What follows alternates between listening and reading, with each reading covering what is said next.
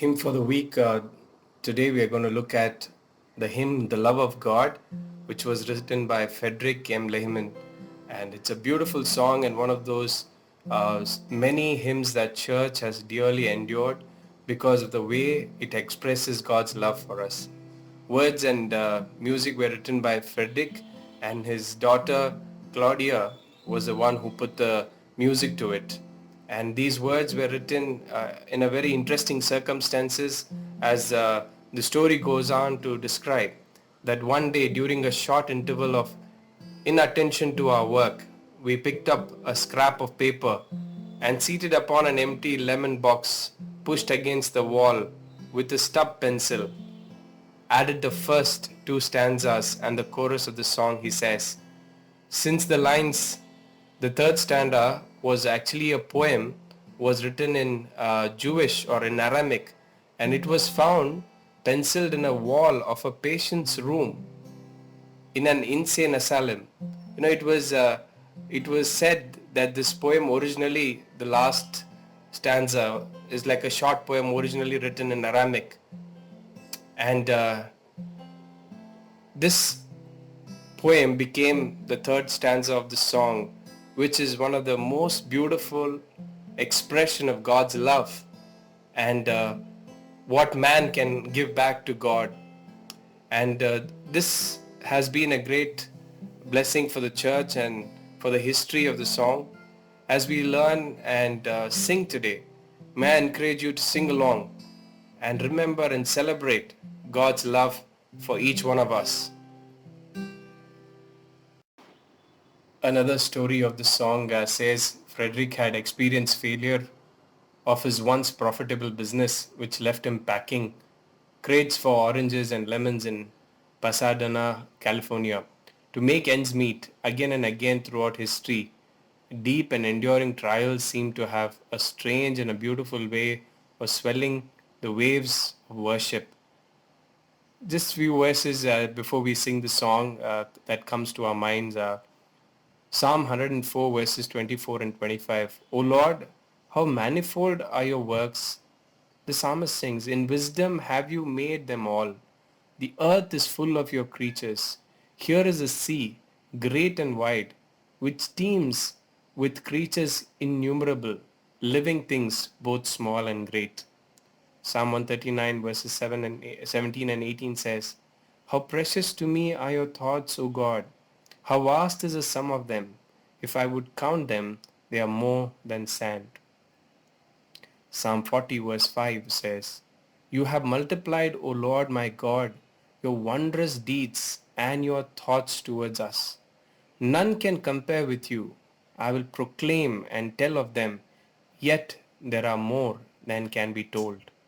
Even as the last paragraph of this song says, if oceans were made ink and skies the parchment, every tree stalk a quail, and man became a scribe, still it would not be enough for us to write the measures of God's love. So may the Lord fill us with this beautiful hymn and our hearts swell up with worship for the glory of His name alone. Amen. The love of God is greater far than tongue or pen can ever tell.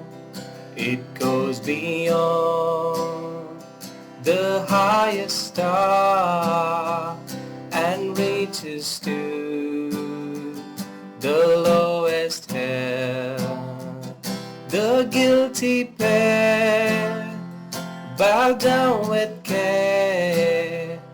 God gave His Son to end His erring child. He reconciled and pardoned from his sin. O love of God, how rich and pure, how measureless and strong. shall forevermore endure. The saints and angels song.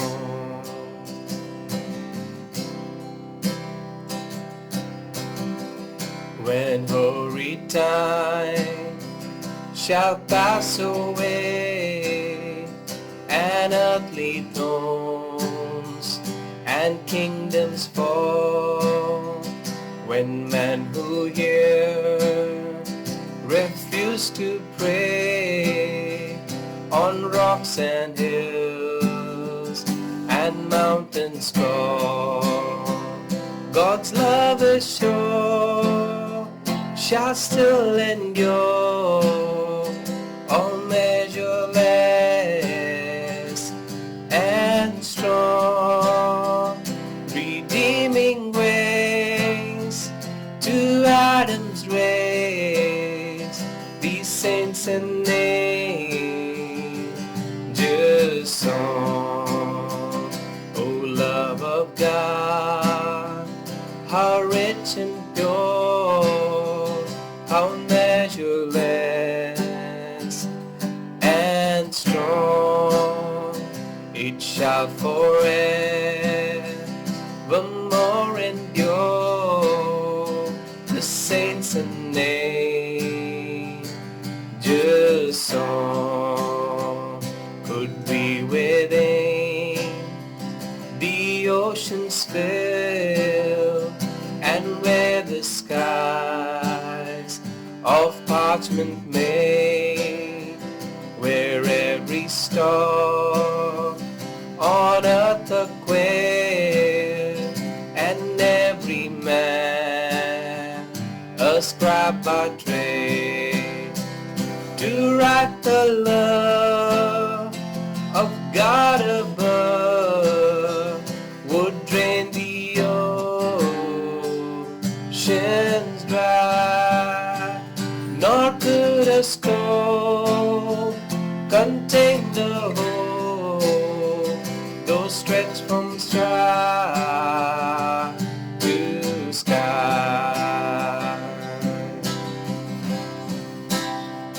Could be within the oceans fill, and where the sky of parchment made, where every star on earth a quail, and every man a scribe by trade, to write the love of God above, would drain the oceans dry, nor could the scroll contain the whole, though stretched from sky to sky. O love of God, how rich and pure, how measureless and strong, it shall forevermore endure.